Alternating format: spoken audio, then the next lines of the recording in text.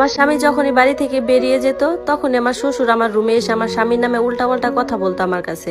একদিন আমার স্বামী বাড়িতে ফেরে না, সেই রাতে আমি ভয় পেয়ে আমার শ্বশুরের রুমে চলে যাই। সেই রাতে আমার সাথে যে ঘটনা ঘটে সেই ঘটনা যেন কারো জীবনেই না ঘটে। আমার মাথায় আকাশ ভেঙে পড়েছিল। আমার স্বামী রোহিত আজ এখনো বাসায় ফেরেনি। রাত 1টা বাজছে। আমি বারবার ঘড়ির দিকে তাকাচ্ছিলাম আর তার জন্য অপেক্ষা করছিলাম। মনে মনে প্রার্থনা করছিলাম যাতে রোহিত তাড়াতাড়ি বাড়ি ফিরে আসে। এরই মধ্যে কারেন্টটা চলে যায়, পুরো ঘর অন্ধকার হয়ে যায়। আমি কোন রকমের জিনিসপত্র টপকে নিজের ঘরের দিকে যাচ্ছিলাম। ওই মুহূর্তে পাড়ার একটা কুকুর ঘেউ ঘেউ করে উঠলো। মনে হলো কুকুরটা আমাদের একদম উঠোনের সামনে এসে পড়েছে। ওই সময় আমার ঘরে আমি আর আমার শ্বশুর ছাড়া কেউ ছিলাম না। আমার শ্বশুর তখন ঘুমাচ্ছিলেন। আমি তখন বসার ঘরে একাই ছিলাম। এরপর আমি ভয়ে ভয়ে আমার শ্বশুরের রুমের দিকে গেলাম। গিয়ে সেখানে দরজা ধাক্কা দিয়ে বললাম, বাবা আমি কি একটু আসতে পারি?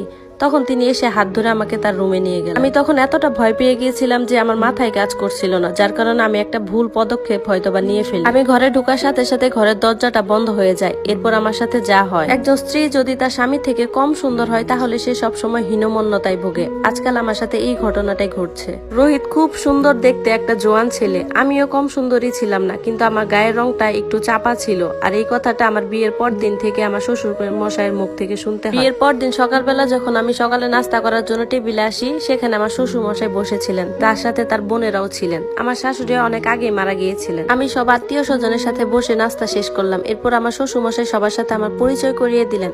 কিছুক্ষণ পর সব আত্মীয় স্বজন যখন চলে গেল তখন বাড়িতে আমি আর আমার শ্বশুর মশাই শুধু ছিল। আমার রিসিপশনের আরো কিছুক্ষণ বাকি ছিল। এরপর আমার শ্বশুর মশাই আমার জন্য 1 কাপ চা এনে দিয়ে বলেন, আমি ভাবলাম আমার বৌমা হয়তো বা ক্লান্ত। এরপর উনি আমার পাশে সোফায় বসে পড়লেন, আমাকে আমার হাতে 1 কাপ চা ধরিয়ে দিলেন, দিয়ে বললেন, রোহিত ছেলেটা খুব ভালো, আমি যা বলি তাই শোনে। তুমিও মেয়েটা খুব ভালো, তবে আরো ভালো হতো যদি তোমার গায়ের রংটা আর একটু ফর্সা হতো, যাকে দেখলেই ভালোবাসতে ইচ্ছা করে। আমি তখন অস্বস্তি বোধ করলাম এবং তাকে বললাম, এর মানে কি? তখন উনি বললেন, গতকাল রাতে তুমি যখন ঘুমিয়ে পড়েছিলে রোহিত বাহিরে পানি খেতে এসেছিল, তখন ওর সাথে আমার দেখা।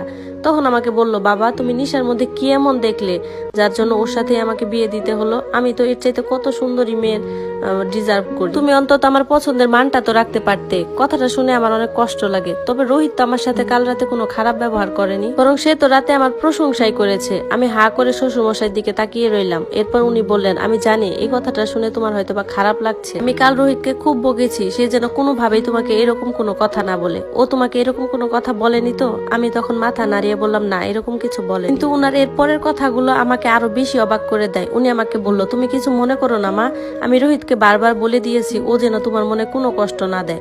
তোমাকে যখন আমি প্রথম দেখতে গেছিলাম সেদিন তোমাকে খুব ফর্সা লাগছিল, মনে হয় তুমি মেকআপ করেছিলে, কিন্তু আসলে তোমার রংটা তো। এরপর আমি চুপ করে গেলাম। ওনার কথায় আমি কি জবাব দিব ভেবে পাচ্ছিলাম না। হ্যাঁ এটা সত্যি যে আমাকে যখন দেখতে গেছিল